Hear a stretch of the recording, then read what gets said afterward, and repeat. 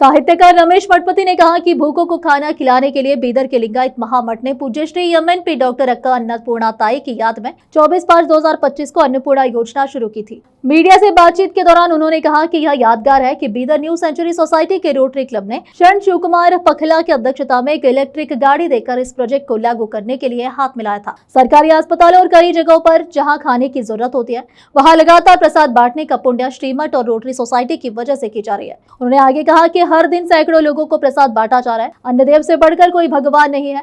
इस प्रोजेक्ट का एक और उद्देश्य किसानों की मेहनत का फल खाना बिना बर्बाद किए भूखों तक पहुंचाना है। शादी हो, गृह प्रवेश हो और दूसरे मौके पर बचा हुआ खाना इकट्ठा करके भूखों को खिलाया जाता है। हजारों भूखे पेटों को कई बार खाना खिलाने के रिकॉर्ड भी है। ऐसा इंसानियत का काम करने वाला अन्नपूर्णा प्रोजेक्ट अब अपनी सालगिरह मना रहा है। उन्होंने कहा कि वे सभी डोनर्स और इसे सफलतापूर्वक लागू करने के लिए कड़ी मेहनत करने वालों का दिल से शुक्रिया अदा करना चाहते हैं। इस अन्नदान को लगातार जारी रखने के लिए सभी का सहयोग और डोनेशन जरूरी है।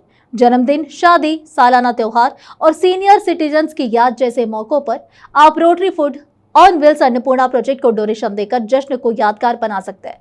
इसलिए मठपति ने उन लोगों से अपील की है जो किसी भी रूप में पैसा या खाना डोनेट करने को तैयार है और इंसानियत की सेवा में हाथ बटाए। उन्होंने कहा कि भूखे पेटों को खाना खिलाने की उनकी सेवा के लिए उनसे इन फोन पर संपर्क किया जा सकता है।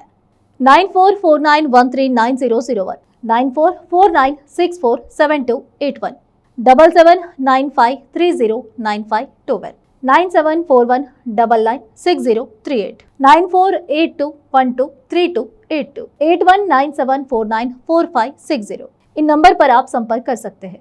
केपी न्यूज के लिए कैमरामैन पपुराज का कवरेज। देश विदेश और स्थानीय समाचारों के लिए चैनल को लाइक, शेयर और सब्सक्राइब जरूर करें। लिंगायत महामठ ಬೀದರ್ನಲ್ಲಿ ಬಸವೋತ್ಸವ ಕಾರ್ಯಕ್ರಮ ಆಚರಿಸಲಾಗುತ್ತಿದ್ದು ಅಕ್ಕ ಅನ್ನಪೂರ್ಣ ತಾಯಿಯವರ ದ್ವಿತೀಯ ಸ್ಮರಣೋತ್ಸವ ಅಂಗವಾಗಿ ಬಸವಗಿರಿಯಲ್ಲಿ ಮೇ 23 ಮತ್ತು 24ರಂದು ಬಸವೋತ್ಸವ ಕಾರ್ಯಕ್ರಮ ಹಮ್ಮಿಕೊಳ್ಳಲಾಗಿದೆ। ಬಸವಣ್ಣನವರಿಗೆ ಜಂಗಮವೇ ಪ್ರಾಣವಾಗಿದ್ದರೆ ಅಕ್ಕ ಅನ್ನಪೂರ್ಣ ತಾಯಿಯವರಿಗೆ ಬಸವಣ್ಣನವರೇ ಪ್ರಾಣವಾಗಿದ್ದರು।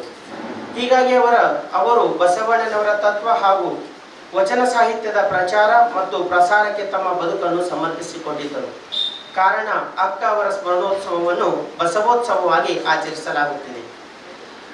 ಅಕ್ಕ ಅನ್ನಪೂರ್ಣ ತಾಯಿಯವರು ನಾಡಿನಲ್ಲಿ ಬಸವ ತತ್ವ ಬೆಳೆಸಿದರು। ಅಪೂರ್ವ ಪ್ರವಚನಕಾರರಾಗಿದ್ದರು। ಬಸವ ತತ್ವ ಜನಮನದಲ್ಲಿ ನೆಲೆಗೊಳಿಸಲು ವಾರದ ಅನುಭವ ಮಂಟಪ, ಮಾಸಿಕ ಬಸವ ಜ್ಯೋತಿ, ಶರಣ ಸಂಗಮ, ವಚನ ವಿಜಯೋತ್ಸವ, ಸಾಮೂಹಿಕ ವಚನ ಪಾರಾಯಣ ಪರಂಪರೆ ಹುಟ್ಟು ಹಾಕಿದರು।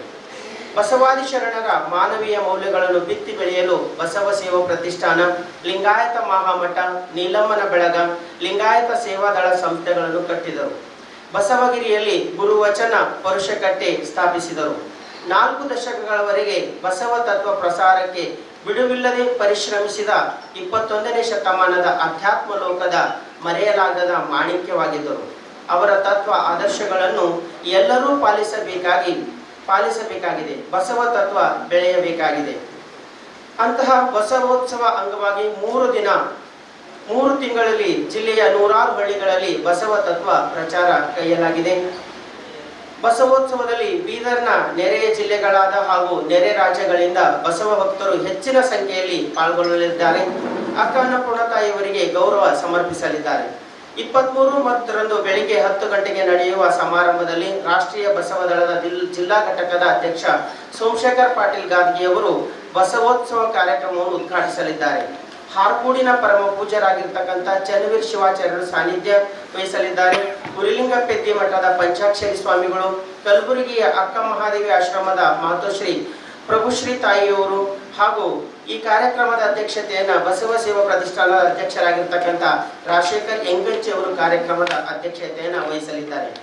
ಈ ಒಂದು ಕಾರ್ಯಕ್ರಮದಲ್ಲಿ ವಿಶೇಷವಾಗಿ ಬೆಂಗಳೂರಿನ ಜಾಗೃತ ಕರ್ನಾಟಕದ ಡಾಕ್ಟರ್ ಎಸ್.ವಿ. ವಾಸು ಮುಖ್ಯ ಅನುಭವ ಮಂಡಿಸಲಿದ್ದಾರೆ। ಇನ್ನು ಅನೇಕ ಅತಿಥಿಗಳು ಈ ಕಾರ್ಯಕ್ರಮದಲ್ಲಿ ಭಾಗಿಯಾಗಲಿದ್ದಾರೆ।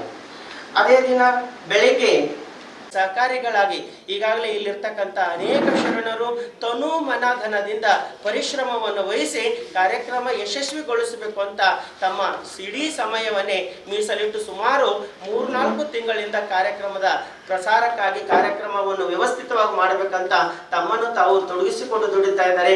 ಅದಕ್ಕಾಗಿ ಪತ್ರಿಕಾ ಮಾಧ್ಯಮದ ಎಲ್ಲ ಶರಣ ಬಳಗಕ್ಕೂ ವಿನಂತಿಸಿಕೊಳ್ಳುವುದೇನೆಂದ್ರೆ ಈ ಕಾರ್ಯಕ್ರಮ ಹೆಚ್ಚಿನ ಪ್ರಚಾರಗೈದು ಈ ಕಾರ್ಯಕ್ರಮಕ್ಕೆ ಬರ್ತಕ್ಕಂಥ ಅನೇಕರಿಗೆ ಈ ಕಾರ್ಯಕ್ರಮದ ಉಪಯೋಗ ಆಗುವಂತ ಕಾರ್ಯ ತಾವೆಲ್ಲ ಮಾಡಬೇಕು ಅಂತಕ್ಕಂಥ ಮಾತನ್ನು ತಿಳಿಸ್ತಾ ಮತ್ತೊಮ್ಮೆ ತಮ್ಮೆಲ್ಲರಿಗೂ ಹೃತ್ಪೂರ್ವಕ ಶರಣಾರ್ಥಿಯನ್ನು ಸಲ್ಲಿಸಿ ನನ್ನೆರಡ ಮಾತಿಗೆ ಮಂಗಲವನ್ನು ಮಾಡ್ತೀನಿ. ಸರ್ವರಿಗೂ ಶರಣಾರ್ಥಿ. ಪೂಜ್ಯರಿಗೆ